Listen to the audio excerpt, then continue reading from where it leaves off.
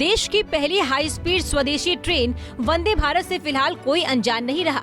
2019 के फरवरी में शुरू हुई ये पहली एक्सप्रेस अब तक पूरे देश में 7 जगहों की सफर तक जा पहुंची है।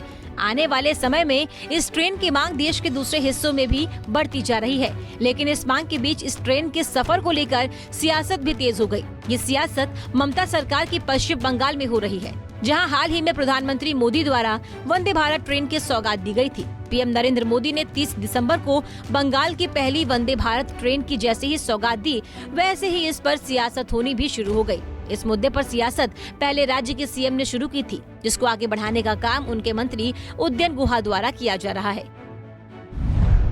मंत्री उदयन गुहा ने इस मामले पर एक कदम आगे बढ़कर आरोप लगाते हुए कहा, सामान्य ट्रेन का नाम बदलकर वंदे भारत ट्रेन कर दिया गया और हाई स्पीड ट्रेन का किराया वसूला जा रहा है।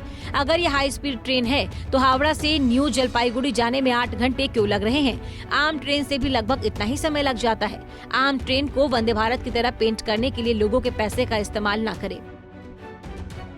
इस सियासत की शुरुआत हावड़ा से न्यू जलपाईगुड़ी तक चलने वाली वंदे भारत पर होने वाली पत्थरबाजी से शुरू हुई, जिसका सीसीटीवी फुटेज सामने आने के बाद राज्य की सीएम ममता बनर्जी ने इस मुद्दे पर फेक न्यूज फैलाने का आरोप लगाया था।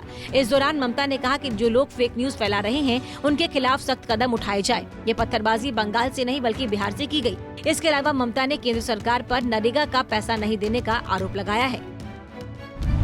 अपनी वार्ता के दौरान सीएम ममता ने पत्रकारों के साथ इस पथराव की घटना पर बिहार को जिम्मेदार ठहराया। यदि इसमें मीडिया रिपोर्ट्स पर नजर डालें तो हावड़ा से न्यू जलपाईगुड़ी जाने के रास्ते में मालदा के करीब वंदे भारत एक्सप्रेस पर पथराव की घटना हुई, जिस पर रेलवे ने सीसीटीवी फुटेज के आधार पर इस बात की जानकारी दी कि बिहार के किशनगंज में ही इस ट्रेन पर पथराव किया गया। इसके बाद से ही स्थानीय पुलिस और रेलवे पुलिस इस पूरे मामले में सक्रिय हुई और अपनी कार्रवाई को तेज करते हुए 3 आरोपियों को हिरासत में लिया, जो कि नाबालिग है। इसके अलावा इस मामले में अभी तक किसी की गिरफ्तारी नहीं हो पाई।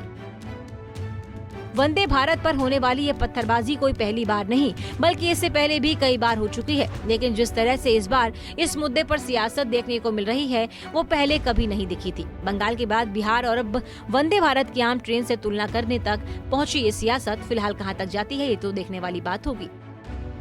Bureau report, Punjab Kesari TV. हमसे जुड़े रहने के लिए हमारे YouTube चैनल को सब्सक्राइब करें और नई वीडियो की नोटिफिकेशन के लिए बेल आइकॉन को दबाएं।